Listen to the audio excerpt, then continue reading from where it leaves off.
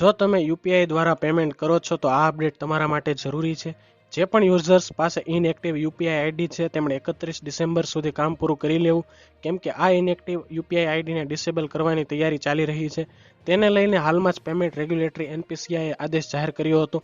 NPCI એક circular જાહેર કરીને થર્ડ પાર્ટી પ્રોવાઇડર્સ અને પેમેન્ટ સર્વિસ પ્રોવાઇડર્સને કહ્યું કે એવી યુપીઆઈ આઈડીને ડીએક્ટિવેટ કરો જે આઈડી દ્વારા 1 વર્ષથી કોઈપણ જાતનો વ્યવહાર ન થયો હોય. આ guideline third party app providers અને પેમેન્ટ સર્વિસ પ્રોવાઇડર્સ માટે છે. તેમને એવી અનએક્ટિવ આઈડીની તપાસ કરવાની છે જે ઇનવર્ડ ટ્રાન્ઝેક્શન માટે ડિસેબલ કરવાની છે. એટલે કે જે આઈડી યુપીઆઈ પેપર પર જે નંબરથી લિંક છે તેની નોંધણી રદ કરવી પડશે. તે પછી ડિસેબલ યુપીઆઈ આઈડી ધરાવતા યુઝર્સ પેમેન્ટ તો કરી શકશે, પરંતુ કોઈની પાસેથી પેમેન્ટ રિસીવ કરી શકશે નહીં.